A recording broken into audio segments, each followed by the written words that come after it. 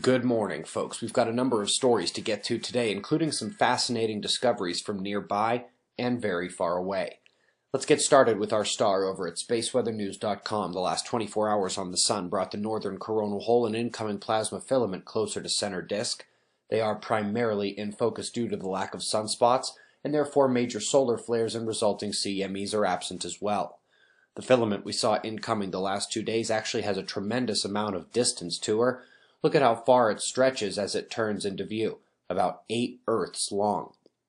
Meanwhile, back here in geospace, things are settling nicely. No intensifications followed yesterday's phi-angle shift in the solar wind, and geomagnetic conditions are quiet this morning. It is unclear whether the departed openings will offer intensified solar wind here today or tomorrow, and the same goes for this one later this week. It may not have the equatorial open fields requisite to intensify the plasma field at this heliographic latitude.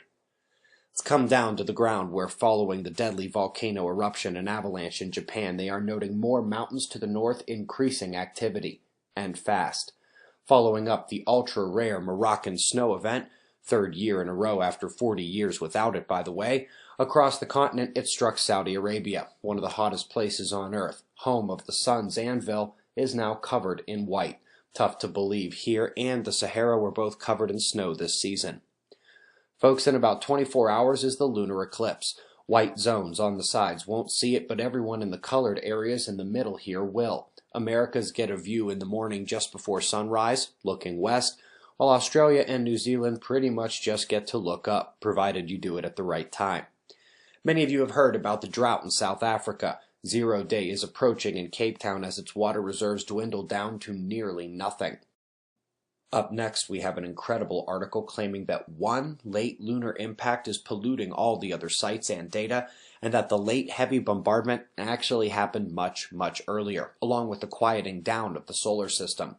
This is interesting because they say the nice model of our solar system, the ones where Neptune and Uranus switched places, must have happened to cause the chaos, again, much earlier than expected. FYI, if you're one of the individuals interested in the Mercury pile-up theories, the inner system chaos, destroyed planet in here, etc., that would have happened after this. Top story today is about a binary system a few hundred light years away. HR 4796. Just like last night's Sirius and star cluster video, a few years ago they had to obscure the starlight to try to see what's around it. Well, after that, a dust ring encircling the binary system became visible and is now one of the most studied, most photographed, and most well understood dust structures in the universe. Well, maybe not so much until last night.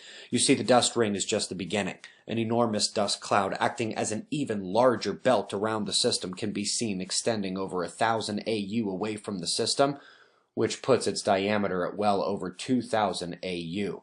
That is a lot of material whose effect has been blamed on dark matter due to it not being visible, not being discovered until recently. And remember, dust blocks the detection of ions, electric currents, and sometimes even magnetic fields. While we're on this topic, another professor jumps ship and begins investigating what to do given that dark matter isn't being found and every search in theory has been a dismal failure. Rotational dynamics of galaxies without the magic material. The sun, weather, earthquakes, cosmology, GMOs, spraying the sky, and more, all at a layman's level. Registration for observing the frontier ends tomorrow. We've got your world of wind maps and shots of our star to close. We greatly appreciate your support, and we'll do this all again tomorrow, right here. But right now, it's 5:20 a.m. in the new Valley of the Sun. Eyes open, no fear. Be safe, everyone.